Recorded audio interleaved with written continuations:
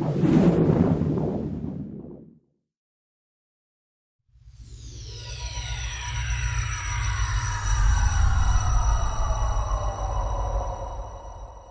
of all, I'm very excited to be here over at the States, and I am so happy to be doing this together with Golovkin. You know, I'm a big fan of him, not only as a fighter, but also as a human being. He is a terrific person. And of course, making history on HBO on Saturday. First female fight shown HBO. on HBO. It is big. It's a lot of thing to wrap your head around.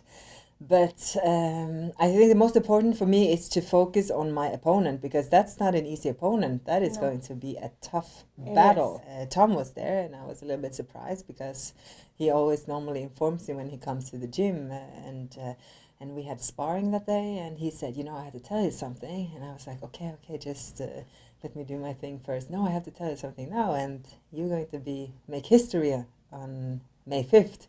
You're going to be the first female bout ever on the history of HBO. And I was shocked. Mm-hmm. I was shocked, and then I was extremely happy, of course, because you know, this means so much. This is very emotional. I got also very emotional because this is a big thing, and you know, I hope that this will be the thing that will open the doors for more female fights to come in the future. Wow, that was the first time in 31 years boxing, professional boxing was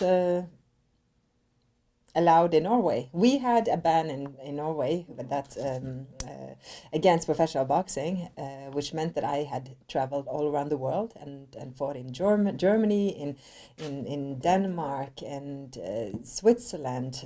One time in the U.S., but all around the world, but not at home. Mm-hmm. And when that finally happened, this was, you know, finally get to fight at home in front of my home audience and you know, my people. Yeah. and it was such an atmosphere that was so electrical. This could never happen again. It was just a huge celebration. Mm-hmm. And we had the Prime Minister ringside. Vladimir Klitschko was there ringside. We had Michael Buffer in the ring. Mm-hmm. This was such a big event, but this is something that can only do once. This is Right. not to be done. Mm-hmm. This is once in a lifetime thing. And I was thinking, Jesus, what can I do to now? You know, what can be bigger than this? Mm-hmm. And then Saturday will be bigger, even bigger than that.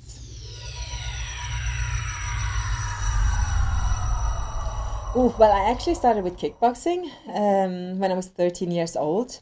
My parents didn't want me to do that, so I had to sneak out for 1 year to go to training. This was another time. It was not normal for a 13-year-old girl to do martial arts or Combat stuff. sports. Yes.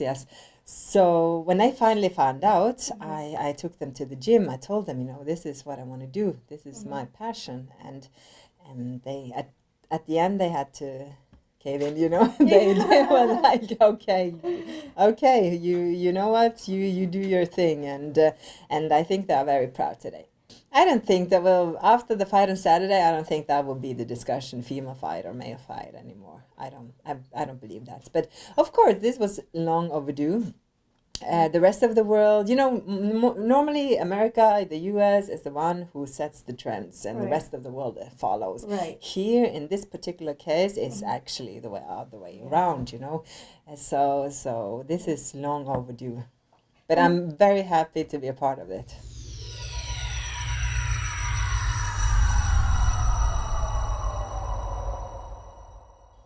Well, I try not to think too much about it. You know, I feel these girls coming up. They are hungry. I feel them breathing down my neck all the time. The only thing I can do is just stay sharp, have a great team, and just following the trends, you know, always look at where can I be better, what can I be better at, and and just stay ready for anything that comes, because there's a lot going on right now. Yeah.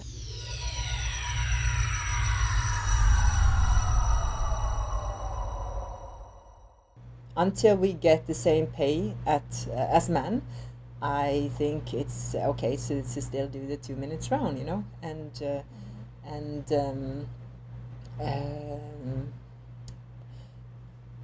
Do you think that because when we get more paid and it's getting more equal as the male fighters, then we also do have more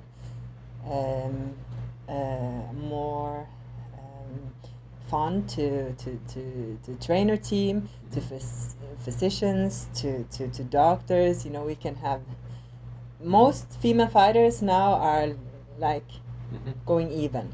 So for 3 minutes round, with a little bit more economy, I would say sure, why not? The health issue, the health part, I have to read the reports and before I can comment on that, because I don't want to say anything I don't have ground for.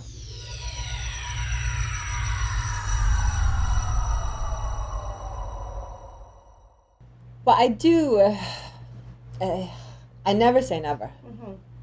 Right now, I'm comfortable in welterweight, and I'm also fighting girls below, like the world champion Farias. It was a great fight, tough fight. It was a great fight. She posted on our, I think on one of our pages, that she would like to fight you again. Yes. She said that. Well, I don't think that will happen, but but it was a huge fight and great fight, and it was like I say, it takes two to make a great fight, and she is an incredible world champion.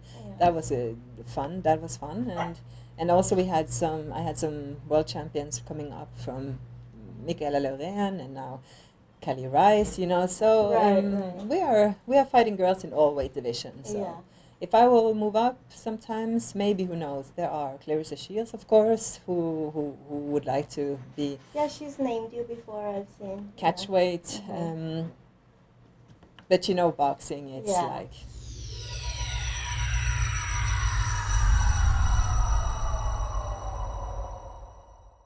Having a training camp in Norway is way different, because in Norway boxing is so new. We don't have that. We don't have that history, the capacity, the means. That is over here. Right. Here, boxing is everywhere.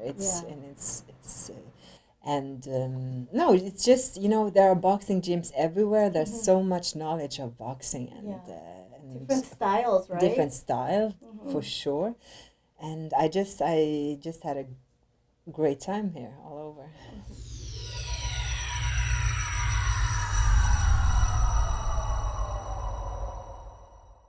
I started out after I was finished in Germany. I worked with Vladimir Klitschko's former coach, Jonathan Banks. He was, unfortunately, occupied in another fight and in Europe, and I always wanted to try to work with Lucia, so I was calling her right away, and she was also in Europe, but she could come over, and rest is history. Was it the first time you guys met? This is the first time we met. This is the first time we worked together. Officially, we met at Freya Wahlberg, Diane Brazak's fight. Yes, afterwards. yes, it is. The first time we shook hands. Lena, can you check that? She needs to scoot over. Yeah, huh? Right here? Yeah. Everything's good? Okay. Yeah, she needs to just come Sorry. Okay. a little bit Sorry, more. guys. I'm gonna need you. She's not in the shot. Okay. So, have you been a trainer before, or is this your first time? Yeah. Yeah? I've trained my whole life. I've trained fighters basically since I was 18. Because we saw you in the movie screen, TV and stuff. Yeah, More most than people anything. just know me from $1 Million Baby and don't really know that actually I was a fighter, I was a champion, and I coached always next to being a fighter. But full-time coaching I went into when I retired in 2005. And first you have to go through a transition because you cannot be a fighter and a coach at the same time. So it's a difficult job to coach. You have to be selfless, you have to serve. You have to give the fighter or athlete the space to do their thing and press the right buttons at the right time. And you build a relationship, and from there you try to create the most amount of value with the potential of, Cecilia in this case, Yes. and what I have to bring to the table, and also be careful not to bring too much to the table, because Cecilia is already a really established athlete Right. and champion, Mm-hmm. but also not to have her fall into, routines and Mm-hmm. things that great champions fall into, which is, being stagnant, to keep challenging her so she knows what's important. Right. Right. Yes.